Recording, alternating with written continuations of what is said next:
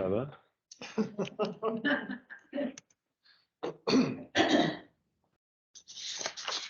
Alors, bienvenue à la séance ordinaire numéro 11 du 30 août du Conseil d'arrondissement des Nations qui a lieu ce soir au 600 rue Thibault parce qu'on a pris une décision de faire les conseils en alternance. Alors, à l'ordre, je déclare la séance ouverte. À l'ordre du jour, on a deux retraits à l'ordre du jour, soit les points 6.3.1 et 6.3.5.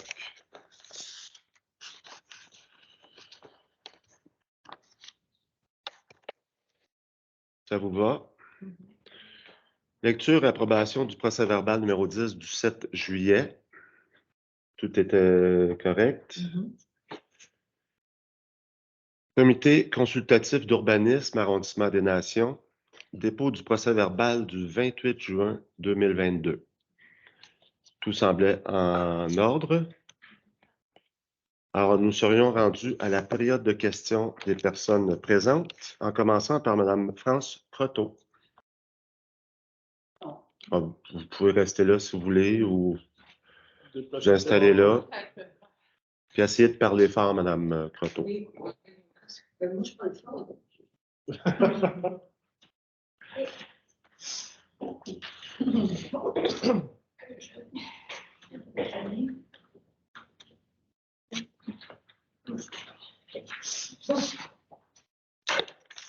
Alors, bonjour, mesdames, messieurs.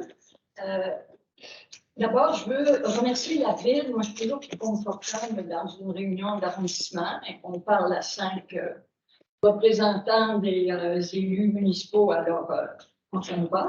Alors, merci beaucoup à la Ville d'avoir répondu aux demandes que j'avais faites de couper les arbustes, les mauvaises herbes qui étaient occupaient une grande partie sur le trottoir, là, le Jacques-Cartier, la rue Skinner, puis Gordon. Il y avait beaucoup d'arbres sur le trottoir. On avait juste la moitié du trottoir, alors ils ont coupé ça. Puis aussi 2 arrêts d'autobus où il y avait beaucoup de mauvaises herbes autour des arrêts d'autobus qu'on ne pouvait pas approcher. Donc, ils ont tout coupé ça. Alors, j'étais bien contente, je les ai remerciés aussi. Concernant la demande que j'avais faite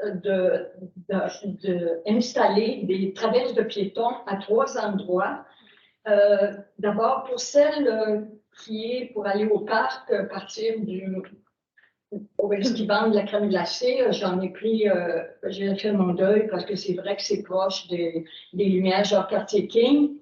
Et puis, on va continuer à traverser là, mais je veux dire, je comprends, je vais arrêter de le demander là. Par contre, les 2 autres demandes qui étaient Xavier Argyle et Jean Coutu, où je peux plein de monde traverse, et puis aussi au niveau de Gillespie, Rupil, Octo-Réseau, et puis bon. Alors, j'ai pas eu de suite, on n'a pas donné suite. Et puis, si je veux me connecter un peu avec ce qui est arrivé sur la rue Portland, l'accident de la traverse de piétons, c'était bien structuré, des lumières, des tracés jaunes, etc. Et puis, il y a quand même eu un accident. Je me dis, puis on ne connaît pas encore toutes les conclusions de l'accident, mais je me dis, c'est un exemple que les piétons sont aussi en danger dans les traverses de piétons parce que le problème, ce sont souvent les automobilistes qui vont trop rapidement. C'est un des facteurs. Mais concernant la rue Argyle et la rue Jean Coutu, là, puis il y a même un petit trou qui descend pour aller au parc. C'est beaucoup utilisé, mais on n'a pas jugé bon de donner suite. Alors, j'ai fait des recherches, parce que la madame m'a dit non, ça ne marche pas. Bon. Donc, j'ai fait des recherches, puis là, j'ai découvert, même si moi j'ai un permis de conduire, même si je ne conduis plus, j'ai découvert que des tracés jaunes, des barres jaunes, il y a obligation. C'est pas juste d'être courtois, comme moi j'ai vu dans un article, c'est pas juste de la courtoisie, de laisser passer le piéton. il y a une obligation, quand ce sont des barres jaunes, que le piéton ait mis un pied qui a débuté ou qui a fait signe, ou les yeux, il a cherché les yeux de l'automobiliste quand l'automobiliste veut bien le regarder. Alors, quand j'ai fait mes recherches, j'ai découvert que le tracé jaune, c'est obligatoire. Le tracé jaune là, qui empêche qu'on dépasse une auto. Alors, je me suis dit, c'est ça qu'il nous faudrait. Alors, Nicole et moi, on est allés prendre plein de photos. On a fait je l'ai envoyé à Isabelle Côté, Madame Côté. Et puis, j'ai appris comment que les barres jaunes peuvent protéger les piétons. Et puis, il est arrivé un accident, dernièrement, avec les barres jaunes. Alors, on se pose la question, moi, les deux tracés que j'ai demandés, je crois encore qu'il faudrait les mêmes. Parce que les gens traversent, surtout celui qui donne en face de Gillespie, sur la King West, Gillespie et pire. Les gens traversent beaucoup l'eau. Alors, il faudrait, on va laisser faire les blancs, j'ai compris, les tracés blancs, c'est quand il y a un stop, il y a des lumières. OK, fait que ça peut juste indiquer aux pauvres piétons qui ne voient pas clair, il faut qu'ils passent par là. Bon, puis ça attire l'attention des automobilistes de laisser de l'espace aux piétons. C'est bien beau le blanc, là, mais le jaune, l'obligation. Même la policière a dit que les feux clignotants soient actionnés ou pas sur un passage piétonnier, ces derniers devraient avoir la priorité. Alors, ça m'inquiète un langage comme ça parce que devrait. Est-ce qu'on dit il y a une lumière rouge? Les autos devraient arrêter. Non, on dit qu'il faut qu'ils arrêtent, mais s'ils n'arrêtent pas, il y a un policier caché d'un arbuste, il va lui donner un.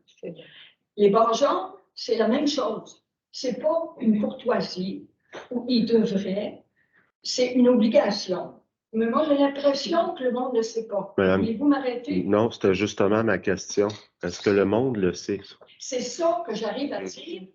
Moi, j'ai eu un permis de conduire, puis après, on ne se remet pas chaque année comme on devrait faire. J'ai découvert, en faisant ma recherche, en me faisant dire par la ville, non, madame, on ne met pas de barre blanche comme ça, on en met juste au champ. Je suis allée voir les barres jaunes et j'ai découvert ça. Fait que là, moi, j'ai le sentiment qu'il y a beaucoup, beaucoup, beaucoup de monde qui ne savent pas l'obligation. Quand on dit la policière, ces derniers devraient avoir la priorité. Alors, je me dis, quand on fait des périodes où on veut informer les piétons, j'ai vu par hasard, en faisant des recherches, une publicité qui était double pour le conducteur et pour le piéton. Il y a autant d'obligations pour l'un et l'autre. Et puis, là, on dit que le jaune, n'est-ce pas, la traverse, lorsqu'il se manifeste clairement l'intention de traverser, soit en contact visuel, geste de la main, pied dans la rue, etc., respecté. Donc, il faudrait former les automobilistes. Il y a une autre chose. M. Deneau l'a dit, à Sherbrooke, comme à bien des places au Québec, on a un culte pour l'automobile. C'est comme si la rue appartenait aux autos. On dit des belles phrases, les piétons devraient être respectés, ça devrait être une priorité, pas vrai. La rue, pour un automobiliste, lui appartient. Alors, il se croit tout permis, puis il ne connaît pas les règlements. On n'en parle pas beaucoup. On dit aux piétons, faites attention, etc. Alors moi, les deux, j'aimerais que ça soit considéré les deux traverses que je vous ai demandées, parce qu'ils traversent beaucoup de gens. S'il y avait du jaune et qu'on faisait une bonne campagne de publicité, le jaune, ça veut dire que vous arrêtez si vous voyez le pied, la main et les yeux. Mais pour ça, il faut savoir que le jaune, c'est obligatoire. Puis, il faudrait faire une campagne pour dire que c'est obligatoire. Fait comme ça, les gens, ils passent la rue, puis ils voient du jaune. Fait quand ils savent qu'ils s'en viennent vers le jaune, j'ai vu qu'il y en a plein dans la ville. Puis, il y a même des petits panneaux dans le milieu. Fait que ça nous frappe encore plus. Alors, il faudrait sensibiliser. Moi, je demande une sensibilisation à l'obligation des arrêts jaunes. Puis, de diminuer. De diminuer quand on voit qu'il y a une affaire jaune qui s'en vient, on diminue parce qu'il peut y avoir du monde qui veut traverser. Dans les bords blanches, ben, il va y avoir un stock de lumière. Donc, on ne se force pas. Tout le monde respecte les lumières. Madame Croteau, je vais, Monsieur Quibon, je voudrais dire quelque chose là-dessus. Je voulais finir par dire que il faut. Pour votre demande. Il faut attendre un accident avant que ça fasse agir. Mais on prend très au sérieux ce que vous dites, là, puis ça fait partie des choses sur lesquelles on va pencher, parce que je suis dans la commission sécurité et développement social. Et justement, la raison pour laquelle on a une commission sécurité et développement social, c'est qu'on pense que aussi bien travailler en amont que l'éducation, ça fait partie de l'enjeu sécuritaire, ou le lien avec le développement social. Donc, on a une première réunion qui s'en vient et on va pouvoir travailler dessus, et non seulement sur les bases de ce que l'enquête va produire, mais aussi voir au niveau de l'éducation, au niveau de est-ce qu'il y a des mesures modernes qu'on peut prendre pour que ça rentre dans la tête des gens que ce n'est pas optionnel quand quelqu'un passe, que ce soit une zone scolaire, une zone piétonne, quand quelqu'un passe ou met le pied sur un passage piéton. Admettons, donner des chocs, tu sais, quand le conducteur des chocs, méthode moderne. OK. Je ne voudrais pas attendre un accident. Puis moi, j'ai déjà intervenu, je suis de aussi que je défends souvent les piétons à l'hôtel de ville et j'avais fait un plaidoyer. Puis quand je suis sortie, un monsieur assez âgé, à sa retraite, qui est venu me voir, il dit « Madame, je suis un ancien policier. » Puis il dit « Un policier, ça n'arrête jamais un automobiliste qui se conduit mal envers un piéton. » Il m'a dit ça avec tendresse, en voulant dire, vous vous battez comme Don Quichotte, parce qu'un policier, ça n'arrête pas un automobiliste. Alors, il y a un culte aussi. Madame Croteau. Une mentalité. Oui, Monsieur Deneau a demandé la parole. On va terminer avec ça. Moi, je pense, pour conclure, là, c'est trois mots. Là. Ça prend les immobilisations, ça prend l'éducation, comme vous avez dit, puis la répression.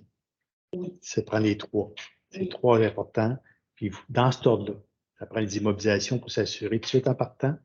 Après ça, on va éduquer le monde. Puis s'il n'a pas compris, on va faire de la répression. On va éduquer les automobilistes. Parfait. Ben, merci beaucoup. J'espère dans les 2 arrêts que j'ai demandé parce que je ne lâche pas. Madame Croteau, vous avez toutes vos demandes ainsi que Madame Tricheux, Laurent Tricheux. Oui. Sylvie, qui est à l'accueil, a complété toutes vos demandes. Vos requêtes individuellement ont été acheminées aux services concernés, sont présentement en analyse. On les a rentrés en vos noms. Donc, c'est des suivis. Les gens vont communiquer avec vous par rapport à ces dossiers-là. Comment je vais c'est une journaliste avec moi pour les 2 arrêts de débarquement. Merci. Mais les suivis, oui, Madame Laroche. Les suivis sont acheminés directement à Madame Couture et à Madame Couture. Mais est-ce qu'on pourra avoir on n'aura pas nécessairement un suivi de notre côté, fait que peut-être nous informer des suivis que vous aurez pour qu'on puisse aussi nous considérer que ce sont des artères, genre Cartier, Portland, King, ce sont des artères et non des rues locales. Donc, effectivement, la demande est traitée directement par le service avec le citoyen. L'arrondissement n'est pas impliqué dans ces analyses de priorisation de requêtes en circulation. Ouais. Donc, gênez-vous pas pour nous faire savoir si les réponses que vous allez avoir pour qu'on puisse pointer. Madame Nicole Couture. Ensuite, ce sera Madame Élise Pigeon. Moi, c'est certain que c'était au niveau des demandes que j'avais fait devant le bureau en gros. Malheureusement, je suis très déçue parce que c'est passé rien à date. Moi, je pensais qu'il y aurait eu quelque chose vu que vous aviez fait, que la ville avait fait la rénovation de la rue Portland. Il était dit que ça aurait été le bon moment de le faire en même temps pour changer le trottoir de place ou la lumière de circulation pour les piétons. Mais j'ai vu que c'est encore ça. Puis je pourrais vous dire que ça l'est arrivé au moins 2 fois. Je traversais la rue. J'étais obligée d'arrêter parce que l'auto s'en venait pour me couper. J'avais ma lumière à moi. C'est pour ça que j'ai dit souvent que je trouvais ça très dangereux, ce coin-là. Puis je ne suis pas la seule. Je pense aussi qu'elle a eu des expériences, elle aussi. Il faut faire attention. Northrop, dit. Northrop Frye. Ouais, Northrop. Je pense qu'il y a 7 voies de circulation à traverser. Oui, C'est énorme. oui. Puis souvent, les gens qui sortent de la rue Northrop, à un moment donné, ils voient leur lumière, mais nous, on n'est pas rendus au milieu encore. Quand on ne marche pas vite, là. Moi, je marche quand même assez vite. Il y a des personnes qui ne marchent pas vite. On n'est pas rendu au milieu. Puis l'auto, elle passe devant nous autres. On est obligé d'arrêter. C'est noté, Mme Côté. Je suis que ça n'a pas été fait. En tout cas, ça ne semble pas avoir été regardé. Je n'ai pas eu de contact par rapport à ça. Vous avez déposé fin juin les requêtes avec la période estivale. C'est sûr qu'il y a des délais. OK. Puis les délais, ça peut aller jusqu'à la fin de l'automne avant qu'il y ait un suivi. Là. OK. Il ne faut pas s'attendre en dedans d'un mois d'avoir des réponses. Il faut vraiment être patient par rapport à ça. Il y a des gens avec des requêtes en circulation qui attendent depuis mars Les élections. 2021. Juste pour vous dire, Oui, patient. oui. Je vais continuer. Non, mais c'est correct. Non, mais. On continue à se concentrer là-dessus. C'est Ouais, bon. c'est bien. On vous écoute, Mme Couture, pour Ouais, la suite. vraiment. Donc, aussi, c'est concernant Portland et McCray. On avait dit, j'avais mentionné que je trouvais ça dangereux quand on débarquait d'autobus. Il y a la terrasse et l'hiver, c'est un banc de neige. Puis on ne peut pas. En avant du Tim Hortons, ça, hein? Oui. Puis c'est ça, je n'ai pas de nouvelles non plus. C'est probablement à cause de tous les délais. L'ensemble de nos requêtes ont été Mais faites. j'ai une lettre, si je peux me. J'ai une lettre. Oui, mais c'est un. Ah oui, c'est la dernière que j'ai reçue. Un petit peu. On va la lire. Ils ont dit, ah oui, il n'y a rien de prévu à court terme pour un ajout d'abribus à cet endroit, malheureusement. Nous avons évalué la possibilité de déplacer l'arrêt, mais ce ne serait pas sécuritaire puisqu'il y a une courbe dans le chemin qui empêche d'avoir la bonne visibilité. Ça, c'est une réponse de qui ou Ça juste? vient du service à clientèle de la SCS. Parce que Mme la secrétaire, elle a fait sa commission, elle a demandé à la STS, puis la Oui. STS, ils ont dit non. Voulez-vous me le transférer par courriel? Oui. Mais c'est ce que j'allais ajouter. Là, je pense que dans le fond, les photos que vous nous avez transmises, c'est à ce moment-là qu'une fois qu'on a eu toutes les photos, la requête est rentrée dans le système, mais ça, c'est, je pense, en juillet. J'ai refait aussi le dossier dans cette enveloppe-là. J'ai refait le dossier et j'ai mis les accusés de réception que j'avais, puis justement cette chose-là, cette information-là. Parfait. Par contre, au niveau de, je dirais, la descente de trottoir en face de la place Belvedere, ce que j'ai reçu, c'est qu'à un moment donné, on a mentionné l'adresse 340 Belvedere, puis 370 Belvedere. Ça me semble être la place Belvedere, quand même, le centre de Sherbrooke. Ils ont refait le trottoir. Et je suis contente parce qu'ils ont refait les deux côtés, puis ils rentrent vers le stationnement. Ça, j'ai vu ce matin, puis ça semble être bien fait. Je suis contente de ça. L'autre descente de trottoir vers les coopératives sur la rue Courcelette, ça n'avait pas été fait encore. J'imagine que ça va être à la suite. J'ai pas de réponse pour vous. Ça fait partie des analyses. Ça a été rentré, j'imagine, dans une requête. Puis c'est pour ça que quand vous aurez les réponses, parce que nous, on ne les aura pas, si vous ne les communiquez pas, on ne saura pas ce que les réponses. Je vais vous laisser l'enveloppe. Parfait. C'est les mêmes documents, sauf Vous les laissez sur le coin, Madame Couture. des réponses que j'ai. Merci beaucoup. On va poursuivre avec Mme Élise Pigeon. Bonsoir, Mme Pigeon. Vous demeurez sur Armand Nadeau. Je venais avec Madame, on dit, quand on a une carte, on ne peut pas traverser une exit. Exact. Plus que 5 voies, on n'a pas assez de temps. Exact. Oui. Ouais. Moi, je viens, en tant que nouvelle conductrice, je constate beaucoup le comportement à risque. Et il y a une belle campagne qui s'annonce à la fin du mois de septembre d'habitude. Bon-Pied-Bonneuil, Ouais. chaque année. Chaque année, il faut mettre l'accent sur les piétons. Il faut que les piétons fassent attention. J'ai fait l'intervention 4 fois, que c'est pas la bonne cible, les piétons. J'ai été piétonne pendant longtemps, puis je suis encore, en tant qu'automobiliste, je suis encore la bonne cible, c'est pas le piéton, c'est l'automobiliste. C'est l'automobiliste qui est plus à risque de faire des dommages. Chaque fois que je vais sur Portland, moi, je vais à 50, bien juste, je pars en même temps qu'un. Je ne suis pas rendue à la moitié de l'autre lumière, l'autre est déjà rendu à 2 lumières plus loin. C'est ce qui veut dire qu'il fait au moins 70 km/h dans une zone de 50. Il nous voit, il change de voie sans jamais signaler. C'est pas le passage pour réintégrer la voie aux autobus de la ville, ce qui est pourtant une obligation pour une Véhicule prioritaire. Il arrête en plein milieu de la voie pour les piétons. C'est interdit, ça, dans le code de la route. Tous les comportements à risque, la vitesse, si on la réduit de 10 km, ça réduit beaucoup les risques de collision, de blessure.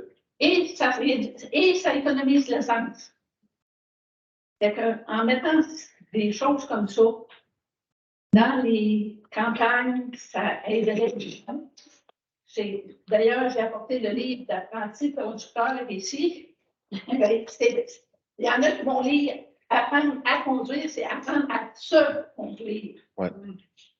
Ça fait que ça serait une bonne lecture pour la vie du monde. C'est ce qui nous donne confiance dans les livres de conduite, dans les cours de conduite. Donc, il y a une campagne qui a été mise sur place cet été. On vise 40. oui. Elle a été mise à cause de tout le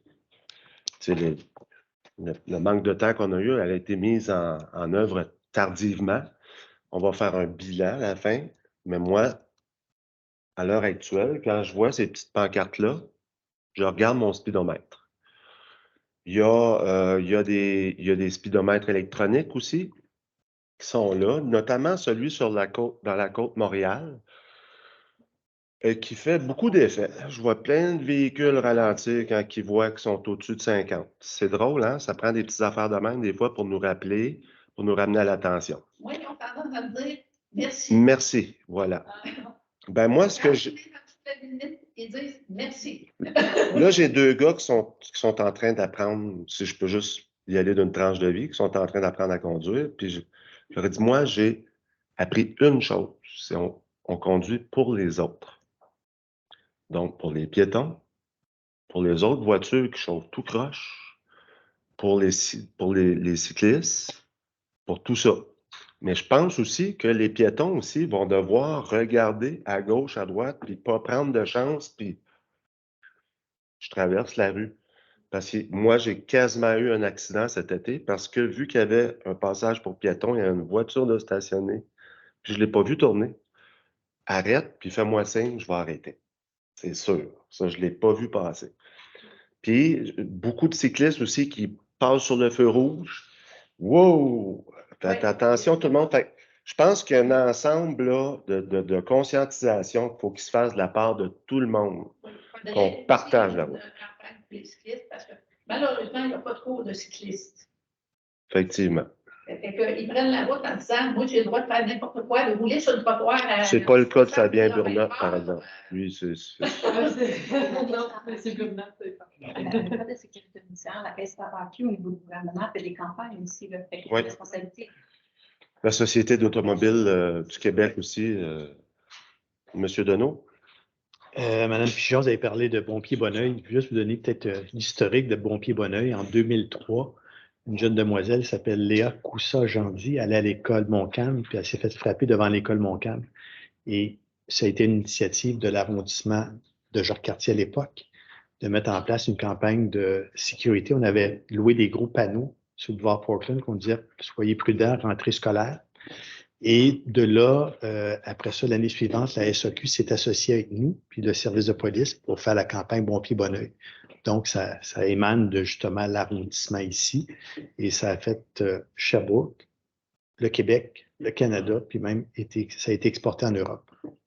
Donc, oui, il y a des bonnes idées en lien avec la répression, puis aussi l'éducation qui se fait à Sherbrooke. Il faut juste les ranimer. C'est ça, ça tient un petit peu aussi aux conducteurs avec des obligations, les cyclistes aussi en ont. Madame Louz? Oui, en fait, je voulais juste merci de votre intervention. C'est vrai, et je pense que même si on lit des études qui parlent un peu de ça, qu'est-ce qui fait changer le comportement des gens normalement quand ils conduisent ou bon, pour la vitesse. Ça, normalement, c'est la combinaison justement des deux facteurs, soit l'aménagement physique en soi et les campagnes de sensibilisation. Alors, tous les rappels qu'on peut avoir autour de nous là, pour nous ramener à l'ordre, ben ça, c'est bien.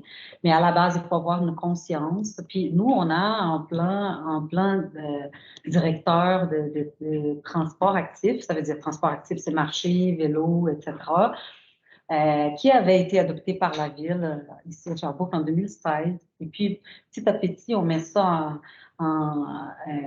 on construit un réseau qui, à un moment donné, va être tout tant pour les pistes cyclables que pour les trottoirs. Ça va venir à mesure qu'on est capable de libérer les budgets pour ça.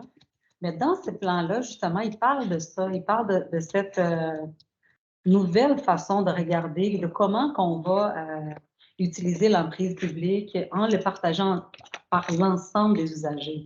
Puis justement, ce qui arrive, c'est que les piétons, les cyclistes, ben, ils sont plus vulnérables que ceux qui sont en auto. Moi, vous aviez parlé de votre vie un peu, M. Jean, mais moi, la même chose. Moi, je conduis beaucoup. Je suis plus souvent en auto qu'en vélo. Puis en effet, on dirait que tout est construit pour la personne qui est en auto. Fait qu'elle est moins appelée à faire attention aux autres. Puis, justement, ces plans directeurs-là, ils nous parlent de ça, que l'aménagement lui-même, qu'il soit un peu pensé à prioriser ceux qui sont plus vulnérables lorsqu'ils se déplacent, soit les piétons, les personnes à mobilité réduite, puis les cyclistes. J'espère qu'on va être capable de mettre ça en pratique dans nos aménagements et aussi ben, les campagnes de sensibilisation. En effet, même si ça avait été commencé un peu plus tard, on vise 40, bien, en tout cas, moi, le retour que j'ai des citoyens, c'est vraiment positif. Ouais. Les gens sont super contents. Bien, eux, ils ont participé, ils sont allés chercher les pancartes, ils ont installé les pancartes, ils sont fiers de ça. Puis des fois, quand on rentre dans les rues du quartier, on voit plein de petits pancartes, bien, ce sont des rappels là, pour nous aider à ajuster nos comportements de conducteurs. C'est très important. Merci, Mme Louz. Merci beaucoup, Mme Pigeon. On continue, puis vous revenez. Là, êtes-vous venu en voiture ce soir? Oui. Vous avez votre permis? Là? Oui. Félicitations. Monsieur C'est bon. Monsieur Fabien Burnotte. Bonjour, ça fait plaisir de vous voir tous les 5 ensemble. Oui. Moi, vous vous en doutez déjà de quoi je parle. Non. C'est des sujets que vous connaissez déjà, mais je vais comme revenir un peu sur un point qui me préoccupe pour l'instant. Donc, c'est juste de souligner que sur l'ensemble du réseau cyclable de Sherbrooke, on constate une augmentation d'achalandage très bénéfique pour la santé, mobilité douce de la population, pour l'environnement, baisse des GES. Donc, c'est comme la mobilité active, c'est numéro 1, les piétons, les traverses. Je suis tout à fait d'accord avec ce dont vous avez parlé. Et c'est sûr, moi, j'arrive un peu à voir, je vais continuer mon petit texte, là. Cependant, la densité de piétons, marcheurs, coureurs, de cyclistes, d'autres mobilités douces, de quadriporteurs, de chaises roulantes, mobilité réduite, devient très élevée, ce qui est une bonne chose, à certains points stratégiques centraux de notre ville. Donc, particulièrement au centre-ville, mais là, je viens vous voir à l'Arrondissement des Nations, je veux dire autour du Lac des Nations. J'en ai parlé à quelques-uns d'entre vous. Mais là, j'arrive avec 2 questions plus précises, vraiment pour le tour du Lac des Nations. Donc, il y a une grande densité de piétons cyclistes, puis c'est très bien comme ça. Alors, ma première question, pourriez-vous ajouter des voies cyclables, et non l'inverse, parce qu'on vient de retrancher un petit bout. Donc, ajouter des voies cyclables, des connexions, des élargissements autour du Lac des Nations, proche du marché de la gare, où il y a vraiment des jonctions majeures de réseaux cyclables et piétons. La densité est trop élevée. Que si on avait des ajouts, des connexions, des raccourcis, des élargissements, ben, on va réussir à satisfaire l'ensemble et même favoriser tous ces usagers-là, incluant, bien sûr, moi, c'est beaucoup plus le transport actif à vélo, mais il y a des endroits qui deviennent trop denses. Donc, autour du lac des Nations, dans le parc Jacques-Cartier. Victime de notre succès. Oui, c'est ça, effectivement. Puis en plus, avec les vélos électriques, ça monte une coche. Parfois, ça rajoute un peu de rapidité. Puis, comme on dit, permis de conduire pour les vélos, peut-être, ça serait pas mauvais. Mais regarde, on est comme pas rendu là. Mais il faut tout faire pour valoriser. Puis donc, au niveau de la ville, développer nos infrastructures, en offrir plus, offrir plein d'endroits pour permettre de diminuer cette densité-là. Donc, le but, diminuer la densité, donc améliorer la fluidité, améliorer l'efficacité du transport à vélo et le plaisir du transport actif pour tous, parce qu'il faut garder des marcheurs pour en avoir plus, il faut garder des cyclistes pour en avoir plus. Encore une fois, on dit on est dominé par l'automobile, M. Jean le soulignait tantôt, mais M. Deneau, vous êtes tous, on est toute la population là-dedans. Sauf que là, oui, on a un plan de développement du transport actif qui a été réfléchi un peu en 2011, qui a été accepté en 2016. 2015. 16. Ouais, ben 2011, j'ai déjà donné des documents à la ville, etc. Mais 2015-16, ça a été l'adoption. Ça a été prévu pour être fait jusqu'en 2031, en 2022. Peux-tu accélérer un peu, genre, si on ne disait pas 2031, c'est juste la base, c'était le minimum de ce plan-là. Pas 2031. Non, on est en 2022, moi, c'est 2025. Tu sais, les gens, nous, mais bon. Fait, mon premier point, c'est vraiment ajouter des voies cyclables, des connexions, des élargissements autour du lac des Nations. Et mon deuxième point, mieux aménager les barrières d'accès sur les pistes multifonctionnelles et non l'inverse. Donc, actuellement, au parc Jacques-Cartier, près du pavillon Armandado, quand on sépare la zone des voitures de la zone des multifonctionnels, donc marcheurs, vélos, des barrières ont été souvent modifiées. Puis actuellement, ils obligent le passage en chicane à un seul endroit au centre. Et même plusieurs piétons et cyclistes sont mis à passer autour, ils ont mis des cailloux autour. Ailleurs, sur le réseau, c'est pas comme ça. Vous pouvez aller dans il y a deux traverses. Donc, des gens circulent dans un sens, dans l'autre. Puis après, tu as des chaises roulantes, tu as des piétons, des coureurs. On ne peut pas les forcer à. Tu sais, ça fait vraiment une zone de conflit. Donc, il faut juste penser, est-ce qu'il peut y avoir 2 ouvertures, 3 ouvertures? C'est important d'empêcher les voitures d'aller là. C'est un peu confondant, il y a plein des choses à améliorer, mais il faudrait vraiment que ces endroits-là ne soient plus une zone de conflit qui fait des problèmes de gens, des fois à vélo qui arrêtent, on se va tomber, il y a une chaise roulante, s'il y a un courant qui arrive, il veut faire le tour. C'est comme, c'est un problème de densité. Donc, il faut réfléchir en disant, il faut une fluidité là-dedans. Donc, éviter ces conflits inutiles, déplaisants, parfois risqués. Donc, penser à 2 ou 3 ouvertures au lieu d'une seule. C'est un peu les deux sujets. Donc, augmenter les raccourcis, les passages pour faire, par exemple, devant le marché de la gare, il y a un endroit où les vélos doivent passer dans le tien depuis le temps des stops qu'on a parlé avec les autres. Mais s'il y avait un ou l'autre raccourci, on diminuerait la densité et on améliorerait l'expérience de tout le monde. Voilà. Merci, M. Burnett. M. Deneau? Merci. Je vais être familier. Merci, Fabien, qui était là lors des premières ébauches du plan de transport actif puis du Centre de mobilité durable. Il faut se rappeler, les gens disaient qu'on est prêts à en faire, mais il faut se sentir en sécurité. Puis je partageais avec M. Jean, il n'y a pas longtemps, on a une belle opportunité avec la gare de triage. Je pense que si jamais on se décide vraiment de la relocaliser, ce serait une autoroute pour vélo qui pourrait partir de la gare jusqu'à la plage Blanchard avec un stationnement incitatif, puis en plus qui pourrait relier l'université. Je pense qu'on pourrait se démarquer, au moins rattraper certaines villes qui ont pris beaucoup d'avance versus nous autres. Puis je pense que votre message est très bon aussi de dire qu'il faut investir encore plus. Je pense que vous m'entendez souvent le dire depuis longtemps. Si on parle de mettre en place des programmes incitatifs pour faire l'acquisition de vélos, ces choses-là, il faut juste se rappeler, pour faire du vélo, ça prend des équipements, des immobilisations qui vont être en mesure d'accueillir ceux-ci. Donc, à nous surveiller pour l'automne prochain. Madame Laroche? De manière très courte. Moi, je pense que je suis contente, en fait, d'entendre le mot fluidité pour des passages à vélo, pour les piétons, parce qu'on parle toujours de fluidité automobile, mais en même temps, tout le monde s'inquiète aussi de la sécurité. Fait que la fluidité automobile, pour moi, à un moment donné, il faut la laisser de côté puis se dire ce qu'on veut qu'il circule bien parce qu'on veut qu'un maximum de personnes empruntent ce mode de transport-là parce que c'est plus écologique. Parce que beaucoup de gens ont juste accès à ça aussi. C'est la fluidité dans les transports. Fait que moi, je pense qu'il y a une période budgétaire qui s'en vient. Il va falloir faire des choix. Puis c'est une bonne chose que vous veniez nous parler autant, mesdames, que tous les aménagements piétonniers, qu'au niveau aussi du Tour du Lac des Nations et tout ça. Je pense qu'on a vraiment une grosse réflexion à faire avec ça. Puis je suis d'accord. 31, c'est beaucoup trop loin pour mettre en place tout ça. Ouais. Si vous me permettez, moi, j'ai une autre réflexion. Si on se projette dans le temps un peu, les unicycles électriques s'en viennent. C'est sur le coin de la rue. Il y en a déjà dans la ville de Québec, il y en a déjà ici. La trottinette électrique s'en vient. Et puis, j'ai essayé ça, moi, une trottinette électrique, il y a 2 ans. Je suis quasiment tombé en amour. C'est merveilleux. Alors, il y a tous ces usagers-là qui s'en viennent. Là, on parlait tout à l'heure de cohabitation, voiture, piétons, cyclistes.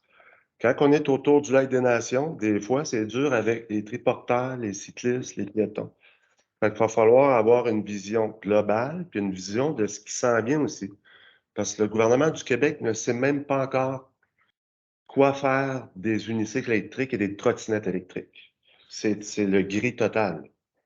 On a fait dernièrement une nouvelle proposition autour du lac des Nations pour les usages et on savait que faire de ça. On n'avait même pas la réponse à ça. Donc, une commission nationale, ça serait peut-être intéressant. Puis, en tout cas, moi, une petite pensée comme ça. Je voulais lancer. Un peu en réponse à ça, je crois que si on les considère un peu comme les vélos électriques, sur une limite maximale, etc., je crois qu'il y a moyen de combiner, surtout avec les triporteurs qui deviennent aussi en grande augmentation. Ben, c'est tous des gens qui utilisent ces axes-là de mobilité. Donc, tout à fait raison. Bon, ben parfait. Merci beaucoup de vos interventions, pardon, et vos questions.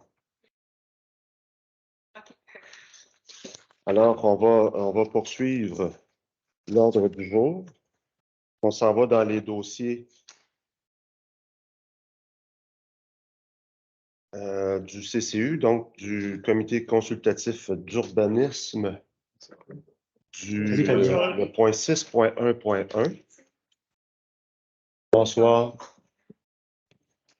Alors, c'était la demande de dérogation mineure au règlement numéro 1200 de zonage et de lotissement de la ville de Sherbrooke, zone H0451, du 1139 et 1141 rue Grosvenor. Le demandeur est M. Alain Gamache. Alors, la recommandation du CCU pour ce lot en question, situé au 1139, 1149 rue Grosvenor, dans la zone d'habitation 0451, soit accepté à l'effet d'autoriser un écart de 0,68 mètres à la marge avant secondaire minimale prescrite de 3 mètres d'une habitation multifamiliale isolée, ce, afin de régulariser son implantation à une distance minimale de 2,32 mètres de l'emprise de la rue Elm.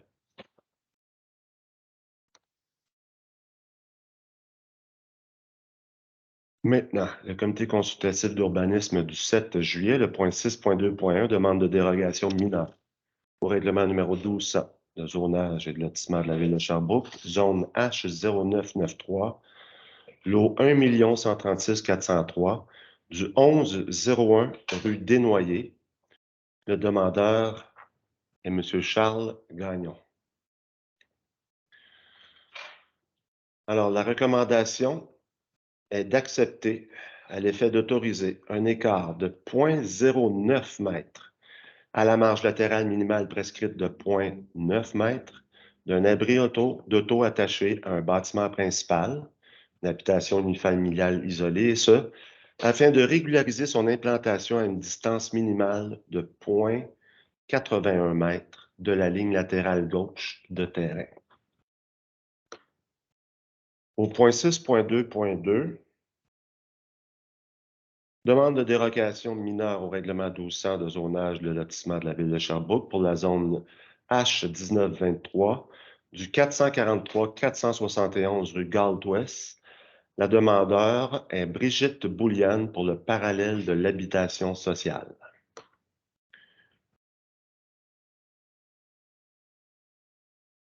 Alors, la recommandation du CCU de l'arrondissement est que la demande soit acceptée à l'effet d'autoriser une dérogation de 5 cases au nombre de cases de stationnement minimum prescrit de 116, et ce, afin de permettre la construction d'un bâtiment d'usage mixte comportant 116 logements et un espace à bureau avec l'aménagement d'une aire de stationnement de 111 cases.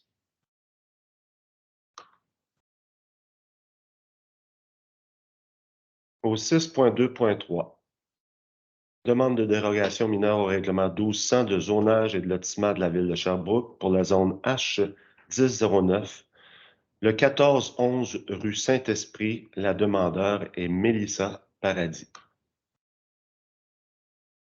La recommandation du CCU est d'accepter à l'effet d'autoriser un écart de 55,2 mètres carrés à la superficie minimale de terrain prescrite de 450 mètres carrés, et ce, afin d'autoriser la transformation d'une habitation unifamiliale isolée en habitation bifamiliale isolée sur un terrain dont la superficie est de 394,8 mètres carrés. Madame la directrice, ça va? Je vous ai entendu soupirer. Oui, ça va. J'étais un petit peu mêlée entre mes deux souris. Ça va, merci. Entre le portable et l'écran. C'est bon. C'est toute une gestion, ça, là. Alors, le point 6.3.1, tel que mentionné, est retiré. Le 6.3.2, demande d'approbation PIIA, patrimoniale de classe 3, intégration supérieure, du 941 rue Fulton. La recommandation du CCU de l'arrondissement est qu'on accepte le plan d'implantation et d'intégration conformément au plan et photos qui accompagnent la demande de permis numéro 2022-00350.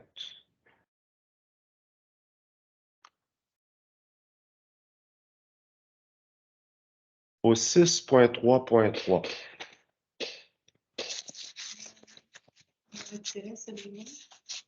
Non, Point 5. non, on ne retire pas s'il y a une modification.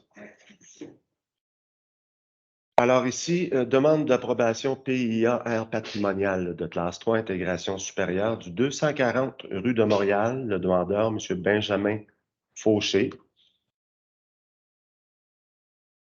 Alors ici, la recommandation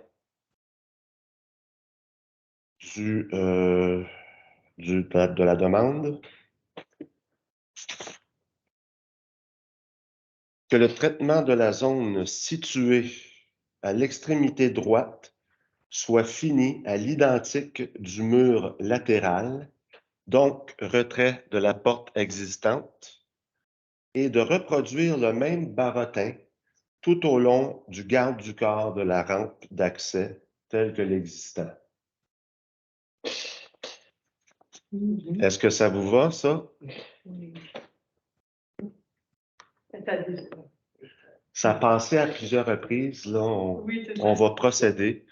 On a donné nos dernières recommandations. Oui, monsieur Kibonge? Oui, je voulais juste donner la parole à monsieur qui reste pour voir s'il était là dans la période de questions ou bien. On lui a posé la question. Je me demande juste si le point 6.3 est terminé à la prochaine séance. Le 6.3.1, Oui. sur ici 154 Wellington. 154 Wellington Sud. Ouais. Oui. On a demandé à nos services, le CCU, les membres du CCU ont discuté du dossier, puis on demandait à l'urbaniste de reparler avec le promoteur là, par rapport à l'implantation du bâtiment au niveau du centre-ville Donc, le dossier va revenir ultérieurement, là, après les discussions entre le promoteur et l'urbanisme.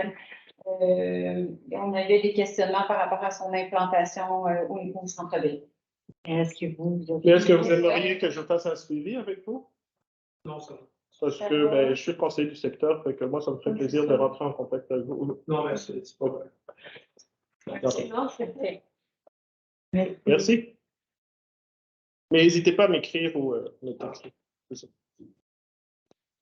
Là, on s'en va au 6.3.4. Demande d'approbation PIA aire patrimoniale de classe 3, intégration supérieure, du 1267 boulevard de Portland. Demandeur est M. Olivier Bousquet-Jubinville et associé pour M. Philippe Dussault.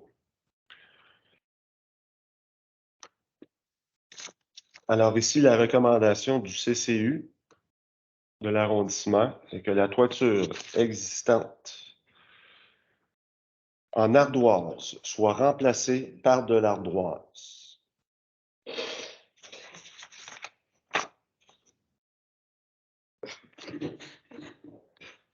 J'aimerais ajuster cette phrase.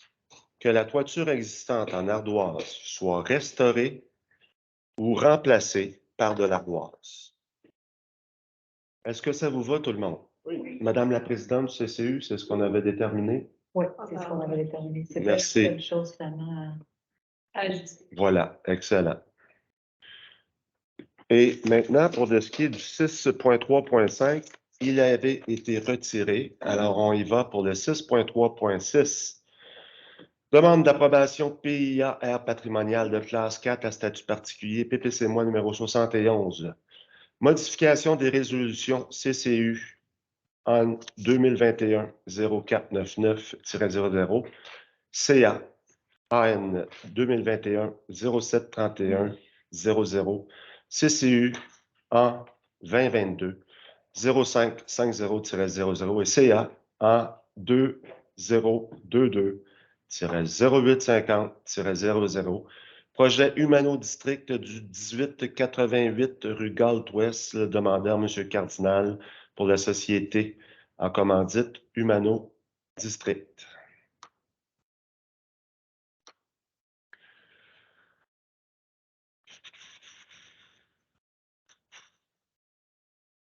C'est moi, là, c'est à mon tour à soupirer. Bon. Alors, dans le fond, ce qu'on vient faire, c'est qu'on avait nommé pour le bâtiment A 64 logements et pour le bâtiment B 61 logements pour un total de 125. Est-ce que tu veux que je parle un peu de ça? Parce que c'est quand même, en fait, c'est quand même particulier comme situation. Est-ce que tu veux, c'est correct? Est-ce que tu me demandes la parole? Est-ce que vous pouvez me céder la parole? Je te la donne. Monsieur Jean. C'est juste que c'est ce qui est particulier dans ce dossier, parce que justement, on se posait la question pourquoi qu'on parle de nombre de logements, alors que normalement, c'est pas sur ça finalement qu'on va se positionner en CCU. Puis justement, c'est parce qu'auparavant, quand le dossier nous avait été présenté, les projets initiaux avaient un nombre X de logements qui totalisait 125 logements. Puis finalement, ben, nous, on s'est positionné sur le PIA, en fait, l'apparence esthétique autour de la coquille, pas nécessairement le nombre de logements. Mais entre-temps, il y a eu quand même un changement dans le plan, justement, de la grandeur des logements, qui a fait en sorte qu'il était capable d'ajouter plus de logements dans la même coquille et tout ça. Puis justement, pour pas qu'on soit pris avec l'effet que ça avait été dit 125 avant, puis là que c'est environ 140 144 qui prétendent faire maintenant. Ils ont juste demandé de retirer cet élément-là, puisque c'est pas sur ça finalement qu'on se prononce en CCU. C'est tout simplement ça. Merci, Mme Loos. Ça compléterait, je crois, les dossiers de CCU. On serait rendu au dépôt, le point 8.1.1, le dépôt du suivi des interventions du Conseil d'arrondissement du 7 juillet 2022 de l'arrondissement des Nations. Alors, le suivi des interventions du 7 juillet, considérant là, qu'il y a eu les vacances estivales et tout, les interventions ne sont pas tous répondues, mais on va s'assurer de faire le suivi.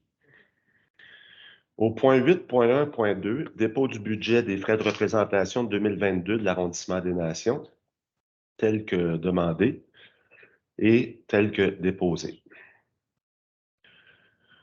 Au 8.2.1, demande de soutien financier Communaction Saint-Jean d'Arc, Inc. pour l'exposition de photos de la promenade de Jane.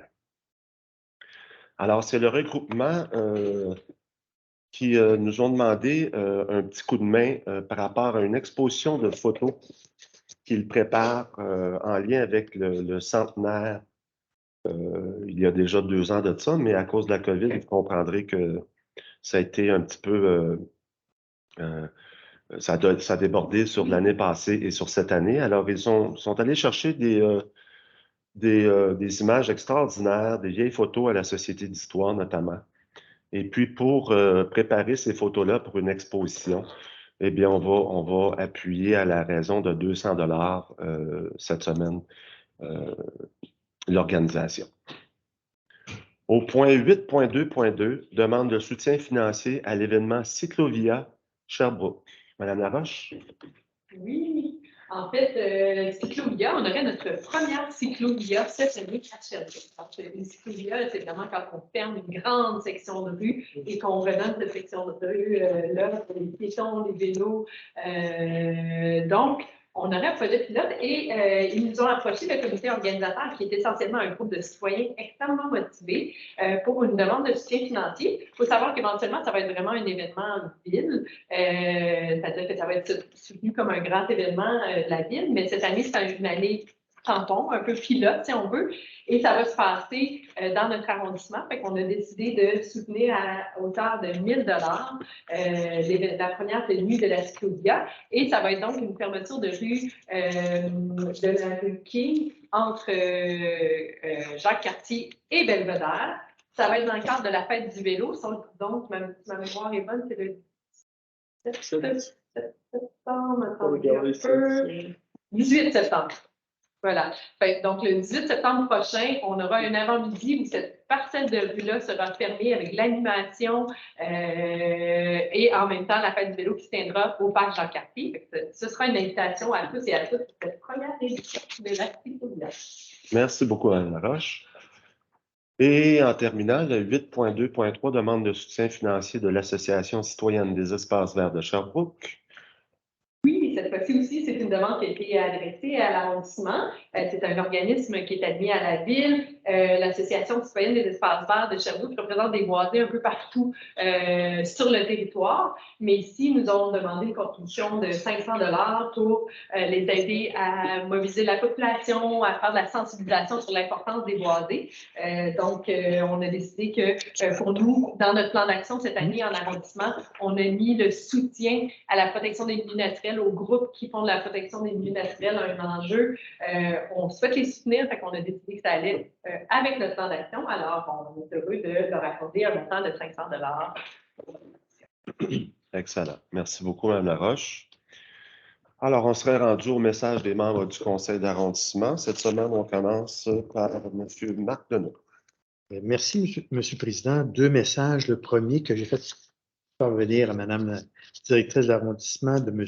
Patrick Laplante, la rue des Sables, pour faire un résumé court. Il y a beaucoup de circulation de transit qui sont faits par, entre autres, les employés de Poste Canada qui ne respectent pas le code de la sécurité routière et aussi les normes qui sont mises en place sur la rue. Donc, ils demandent une présence policière accrue et aussi peut-être d'envoyer un message même à l'organisation pour leur demander de respecter le voisinage et aussi les limites de vitesse. Deuxième message, c'est provient de Mme Gagnon de la rue Guyard à Sherbrooke. Je l'ai transmis aussi à la directrice d'arrondissement. Sur son terrain, il y a un érable argenté là, qui a été planté et celui-ci fait partie des espèces prohibées sur le territoire de Sherbrooke. Donc, elle demande à la ville de prendre contact avec elle pour voir qu'est-ce qui peut être fait parce qu'ils seraient dans l'emprise de la ville, puis ils sont déjà prêts à le remplacer par un arbre plus noble, qu'on pourrait dire. Donc, c'est de vérifier parce que certains membres de l'organisation municipale disent qu'il doit être coupé, tandis que d'autres disent qu'il doit être préservé. Donc, juste de statuer. Et dernier message, on parle beaucoup de réduire les îlots de chaleur, puis j'ai été surpris d'apprendre que lorsqu'on a refait la surface de la patinoire au parc Saint-Alphonse, au lieu de mettre du béton, on a mis du bitume, qui fait en sorte qu'on fait juste amplifier l'îlot de chaleur. Puis en plus, il y a beaucoup d'activités qui se passent, entre autres le pickleball, le hockey sur deck, je pense qu'on appelle ça. Et aussi, on raccourcit, c'est pas de plusieurs semaines, là, mais de quelques jours, la durée de vie de la patinoire en période hivernale. J'aimerais que lorsqu'on arrive avec des projets du genre, qu'on nous propose les deux scénarios, soit béton ou asphalte, pour pouvoir nous-mêmes prendre en considération le coût supplémentaire et décider à savoir quelle alternative qu'on choisit. Merci. Merci, M. Deneau. Mme Fernanda Luz. Ah, en fait, je vais être brève. Là, on recommence, on reprend, c'est la rentrée pour nous aussi. Alors, on vous attend encore en grand nombre. J'étais contente de voir aujourd'hui les interventions des gens qui reparlaient de l'importance du comportement en général quand on partage les emprises publiques de notre comportement, soit en auto ou en vélo ou à pied, la responsabilité de chacun de nous quand on partage un espace public, de justement penser on fait partie d'un ensemble, puis justement de faire attention, d'essayer de réfléchir au lieu de se laisser aller par les automatismes. On parle de ça dans un contexte, ben oui, de la rentrée scolaire, de beaucoup plus de circulation, puis des accidents qui se font quand même malheureusement moins rares, là. Et puis justement, c'est quelque chose qui est, ben, les accidents, ils servent à ça aussi, à nous aider à réfléchir sur notre comportement, notre rapport à la société et comment nous, on se comporte en société, en collectivité. Alors c'est ça, j'étais contente de l'intervention des citoyens. Je vous invite tous de venir nous voir. Les cafés, il y a toujours un rendez-vous, des petits biscuits, du chocolat. Alors, vous pouvez venir en grand nombre. Parlez-là. Merci, Mme Luz. M. Reyes-Kibonge. Dans le fond, il n'y aura pas de message de conseiller cette fois-là, juste pour dire qu'on est toujours à votre écoute et que donc les portes de l'arrondissement sont toujours ouvertes et la raison pour laquelle on se déplace d'une réunion à l'autre, c'est pour permettre à plus de gens de venir nous voir. Donc, merci de nous suivre et de nous écrire si vous avez des suggestions ou des commentaires. Merci, M. Kibonge. Mme Geneviève Laroche. Oui, merci. Ah, on vous voit. Ah, ben oui, au moins pour les messages quand même. Oui, petit message quand même pour dire ceux qui ne l'ont pas encore vu. Mon collègue, M. Gênes et moi avons eu la chance d'inaugurer 2 nouveaux sentiers au Mont-Bellevue. Donc, c'est limitrophe à nos 2 districts. Alors, la population d'Ascot vous invite à aller visiter ces 2 nouveaux sentiers. Il y en a un qui s'appelle le sentier 1000 pas. C'est un petit sentier de 650 mètres, super adapté pour les enfants. Ça vaut la peine. C'est joli. C'est en pleine forêt parce qu'il faut dire que ce sont des sentiers rustiques. Donc, contrairement aux sentiers qu'on est habitué de voir au Mont-Bellevue, qui sont les sentiers multifonctionnels en Poussière-de-Roche, c'est des petits sentiers étroits qui sillonnent le boisé. Et on a un deuxième sentier qui s'appelle la Boucle du Sommet. J'ai eu la chance d'aller le faire aussi en fin de semaine. Je suis allée courir. C'est un beau 2,5 km, bien vallonneux. C'est super bon pour le cardio, puis c'est surtout magnifique. Je vous invite vraiment à aller visiter ces 2 nouveaux sentiers-là. Il y en a des nouveaux aussi qui vont être ajoutés à ça, donc 2 nouveaux sentiers de vélo, dont un qui va faire le lien entre le stationnement du Nant et l'université. Puis un autre sentier de tête qui va être ajouté aussi. À découvrir, ça bouge dans notre belle montagne. Et important de rester dans les sentiers d'ailleurs, parce que si on fait des sentiers pour tous les goûts, c'est justement pour que les gens les utilisent et qu'on évite de piétiner autour pour conserver aussi la faune et la flore de ce milieu d'une richesse quand même assez inestimable pour les Chevreuils. Sinon, je te pousse un peu sur ce que Mme Luz a dit aussi. Pour moi, c'est la rentrée. C'est l'occasion de se rappeler que 5 secondes de gagner parce qu'on va un petit peu trop vite, ça vaut jamais ce qui peut arriver comme incident. Moi, je vous invite à prendre toujours le temps. Moi, je me souviens que j'ai fait un voyage un jour dans ma vie de 6 mois en Asie du Sud-Est, puis la façon de penser là-bas, c'est on fait toujours attention au plus petit que tu sois. Donc, les camions s'assuraient que tout le monde, tout ce qui était plus petit qu'eux allait mieux, les autos, donc le piéton, là, il était vraiment protégé par tous. Après ça, les vélos, puis on allait comme ça en gradin. Moi, j'ai l'impression que souvent, on est à l'inverse, malheureusement. Ici, c'est l'auto qui est roi. Pensez qu'on est vulnérable quand on est un piéton, quand on est un cycliste. Il faut faire attention à tout notre monde. Fait 5 secondes, ça ne vaut pas la peine de ce qui peut arriver quand on provoque un accident ou qu'on subit un accident. Alors, voilà. Bonne soirée. Merci, Anna Roche.